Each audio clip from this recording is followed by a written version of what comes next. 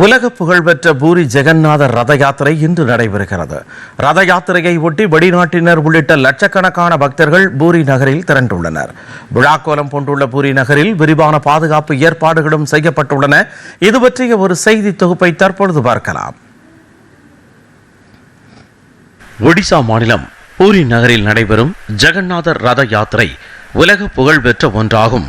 இன்று நடைபெறும் இந்த ரத யாத்திரையை காண்பதற்காக நாடு முழுவதிலும் இருந்து லட்சக்கணக்கான பக்தர்கள் பூரி நகரில் திரண்டுள்ளனர்.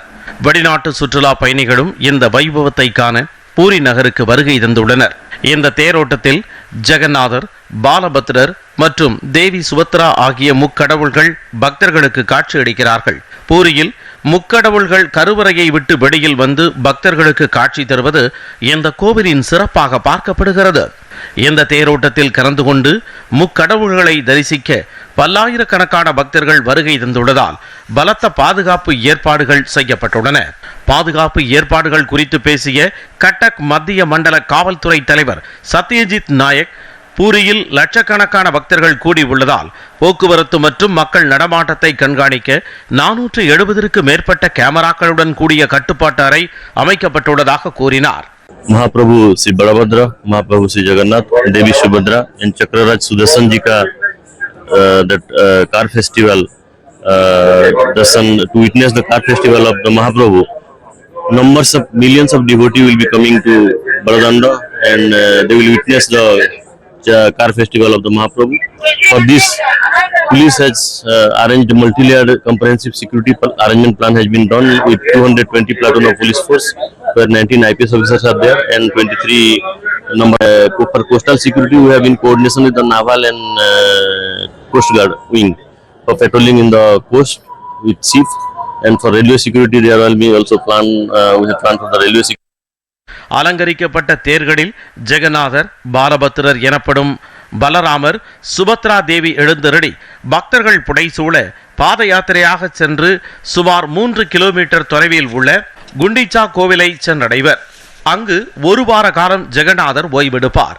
பின்னர் மீண்டும் தேர்கள் புறப்பட்டு ஜெகநாதர் கோவிலை வந்தடைந்ததும் ரத யாத்திரை ஜூலை 24ஆம் தேதி அன்று நிறைவு பெறும். ரத யாத்திரையை ஒட்டி ஒடிசா நகரில் லட்சக்கணக்கான பக்தர்கள் குவிந்துள்ளதால் பூரி நகரமே விழாக்கோலம் பூண்டுள்ளது. ரத யாத்திரையை ஒட்டி மக்களுக்கு குடியரசுத் தலைவர் திரௌபதி முர்மு வாழ்த்து தெரிவித்துள்ளார். சமூக ஊடக பதிவு ஒன்றில் இறைவனுக்கும் பக்தர்களுக்கும் இடையிலான இந்த புனிதமான சங்கமம் இணையற்ற மற்றும் ஆழ்ந்த உணர்வு பூர்வமான தருணம் என்று கூறியுள்ளார். ஜெகநாதரின் அருளால் நாடும் நாட்டு மக்களும் தொடர்ந்து மகிழ்ச்சி, அமைதி மற்றும் செழிப்புடன் திகழ வேண்டும் என்று குடியரசுத் தலைவர் தனது பதிவில் வாழ்த்தியுள்ளார். குடியரசு துணைத் தலைவர் CP ராதாகிருஷ்ணன் வெளியிட்டுள்ள பதிவில், புனிதமான ரத யாத்திரையானது நம்பிக்கை, பக்தி, சமத்துவம் மற்றும் கூட்டு நல்லிணக்கம் ஆகிய விழுமியங்களை பிரதிபலிப்பதோடு அனைத்து வேறுபாடுகளையும் கடந்து மக்களை ஒன்றிணைப்பதாக குறிப்பிட்டுள்ளார். இந்தியாவின் செழுமையான நாகரிக பண்பு மற்றும் நிலைத்த ஆன்மீக மரபுகளின் துடிப்பான கொண்டாட்டமாக ரத யாத்திரை திகழ்கிறது என்றும் CP ராதாகிருஷ்ணன் சுட்டிக்காட்டினார். பிரதமர் நரேந்திர மோடி வெளியிட்டுள்ள வாழ்த்து செய்தியில், இந்தியாவின் காலத்தால் அழியாத ஆன்மீக மற்றும் கலாச்சார பாரம்பரியத்தின் ஒளிமிக்க வெளிப்பாடாக ரத யாத்திரை திகழ்வதாக கூறியுள்ளார்.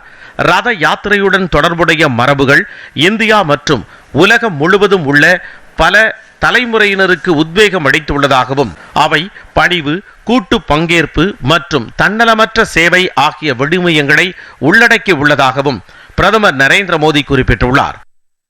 மத்திய உள்துறை அமைச்சர் அமித்ஷாவின் பதிவில், உலக புகழ்பெற்ற ஜெகநாதர் ரத யாத்திரை என்பது அசைக்க முடியாத நம்பிக்கை, உறுதி மற்றும் பக்தியின் அடையாளம் என்று குறிப்பிட்டுள்ளார்.